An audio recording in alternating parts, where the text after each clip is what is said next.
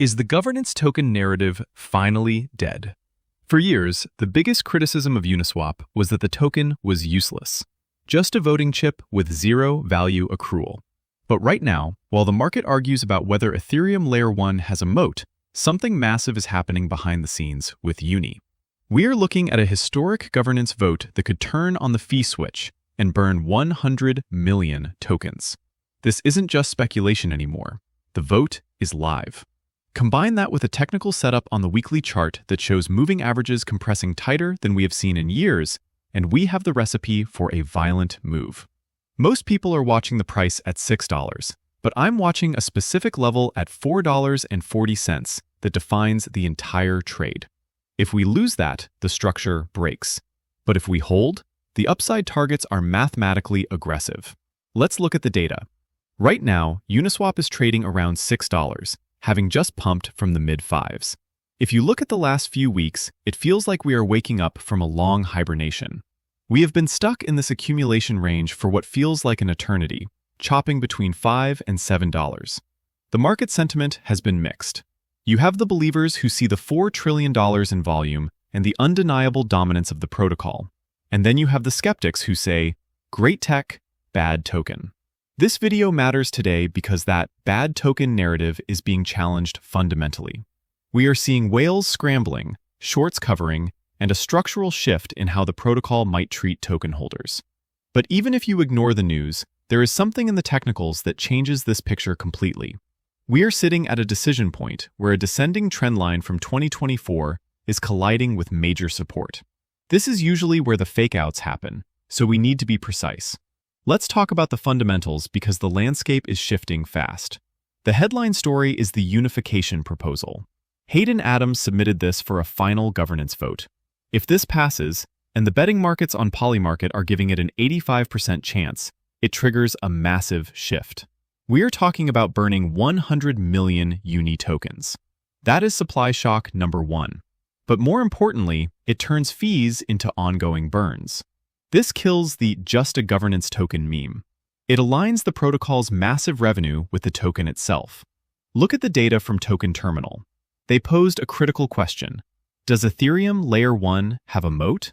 Their mental model is that Uniswap would lose half its business without Ethereum. But flip that around. Uniswap has generated over $3 billion in gas fees for Ethereum historically. It is the #1 application for fees paid, nearly double that of OpenSea. This protocol isn't just a decentralized exchange, it is the financial backbone of the entire chain. Recently, we saw Uniswap Labs team up with Revolut, Europe's largest finance app. This is the on-ramp we have been waiting for. You can now buy crypto directly via Revolut within the Uniswap app. That removes friction. When you make it easier for retail capital to enter, and you combine that with a token that is about to start burning supply, you create a very specific type of pressure cooker. And it's not just about the old versions. While everyone is focused on V2 and V3, V4 is coming as a separate governance proposal. That means this unification vote is just the first domino. We also have data showing Uniswap crossed $4 trillion in all-time volume. Think about that number, 4 trillion. The scale here is undeniable. However, we have to address the competition. We see data showing Meteora, Jupiter, and Hyperliquid fighting for fee dominance. Uniswap is still king, sitting at number 2 with over $1 billion in fees earned last year, just behind Meteora. But the gap is narrowing. That is why this fee switch is so critical right now. It is a defensive move as much as it is an offensive one. The protocol needs to reward holders to keep liquidity loyal. Now, let's get into the charts. I'm looking at the weekly time frame because that is where the signal is. Everything else is just noise. First, look at the trend context. We have a clear descending trend line, that orange dotted line on my chart, coming down from the top we set in December 2024 at $19.50. We tested this line in August, got rejected. We tested it in November, got rejected. We are currently pressing up against it again. The more times you test a resistance, the weaker it gets. But look at what is happening underneath the price. We have the 10, 21, 55, and 100 exponential moving averages all clustering together. The 200 simple moving average is right there in the mix too. When moving averages compress like this, it tells us that volatility has died down to a minimum. It is like a coiled spring. The energy is being stored. Usually, after a compression this tight, the subsequent expansion is explosive. Let's talk about support. The level that matters most is $4.70. This has been our floor for over a year. Every time we dip there, buyers step in. It is a proven demand zone. I want you to look at the Heikin-Ashi RSI indicator at the bottom of the chart. I have drawn an ascending trend line on the indicator itself. Notice something? The indicator is putting in higher lows while the price was putting in lower highs or flat consolidation. That is bullish divergence. The indicator is moving out of the oversold zone and pointing upward. Historically, when the RSI resets like this on the weekly, it often precedes a multi-month move to the upside. Now for the Fibonacci levels. Anchoring from the December high of $19.50 down to the low at $4.75, we get our roadmap. The first major resistance is the 236 level at $8.20.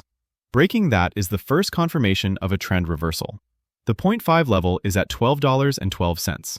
So here's how I'm playing this. This is not financial advice, just my personal setup. I have defined my load zone between $4.60 and $6.60.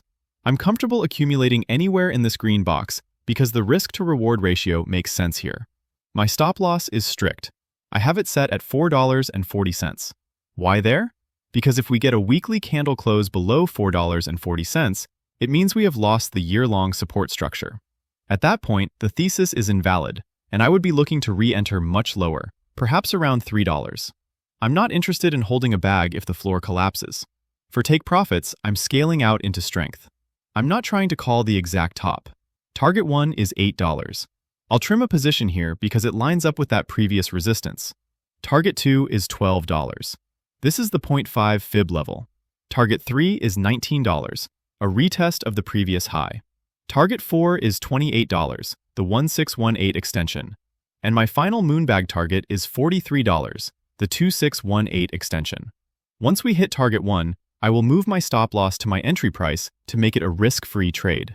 If we hit target 2, I move the stop to target 1. I trail the stop up to lock in gains. So, what's the game plan? We are looking at a convergence of a fundamental catalyst, the fee switch, and a technical breakout pattern. The best-case scenario is that the governance vote passes, the burn mechanism goes live, and the price breaks that descending trend line with volume, sending us straight to $12. The worst-case scenario is that the vote fails or the market sells the news, and we flush down to test support. If that $4.40 level breaks, we enter a new bearish phase. But looking at the probabilities, with the volume profile point of control sitting right here at $6 acting as a magnet, and the oscillators resetting, the path of least resistance appears to be up. Time-wise, I'm looking at the next 3 to 6 months for this to play out. This isn't a day trade, it is a position trade. To wrap this up, Uniswap is transitioning from a speculative governance token to a yield-generating asset, and the chart is primed for a volatility expansion. Remember, the market is designed to transfer money from the impatient to the patient. Do not chase green candles, let the setup come to you. If you found value in this breakdown, smash that like button and make sure you are subscribed with the bell on. I post these updates daily, and things move fast. Also, if you want my real-time updates and faster analysis, join my free Telegram community. The link is in the pinned comment below. Oh, and I covered a similar setup recently, so check that video on your screen. Thanks for watching, and I'll see you in the next one.